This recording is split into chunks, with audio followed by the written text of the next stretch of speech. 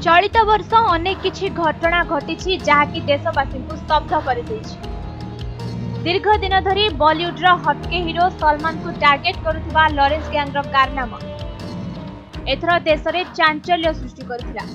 छोट बेलू पण नैथिबा लॉरेंस प्रतिशोध नेबा पई सलमान को आगरु हत्या धमक देउथिबा खबर सामना आसिथिला। मात्र चलित थर खान को प्रिय बाबा सिद्दीकी को जीवन मारिछि एही गैंग। एपरिकी सलमान को प्रिय लोकंकर एपरि अवस्था हेबो बोली गैंगस्टर धमक देथिला। एणु किछि दिन सलमान खान निज संपर्कियों ठारू दूरे रहिथिले। केवल एही घटना नुहे, लॉरेंस रो ना नै अनेक लोक सलमान को जीवन मारिबा को धमकाइथिले।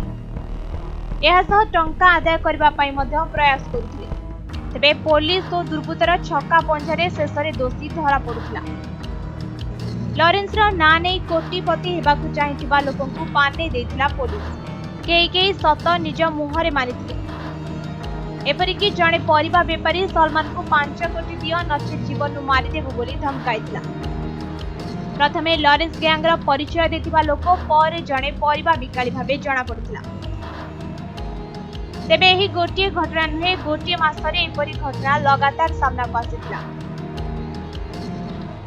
जदि देखिबा चलित वर्ष अक्टोबर रे एनसीपी नेता तथा पूर्वतन मंत्री बाबा सिद्दीकी हत्या को नहीं स्तब्ध होइथिला पूरा महाराष्ट्र।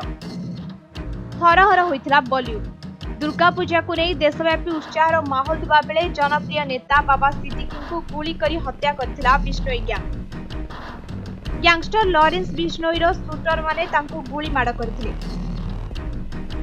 बांद्रा स्थित खेरवाड़ी सिग्नल निकट रे थिबा तांको पुओ जिसान सिद्दीको कार्यालय बाहर सिद्दीकी को 3टी गुली माड़ होइथिला। गोटिए गुली तांको छाती रे बाजिथिला बेले 2टी पेटरे लागिथिला।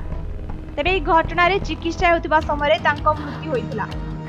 हत्याकांड रे 10 रु 15 जण अभियुक्तଙ୍କୁ गिरफ्त करथिला पुलिस। बाबा सिद्दीकी हत्या पर तांको पुओ को मारिबा पई मध्य बिश्नोई गैंग धमक देथिला। एने सुरक्षा व्यवस्था कड़ा कड़ी करा जेथिला। अन्यपटे लॉरेंस जेल थिबा बेले बाहर रही गैंग को चलाउथिबा लॉरेंस रो भाई अनमोल परिशेष रे गिरफ्त होइथिला। ब्यूरो रिपोर्ट समय लाइव।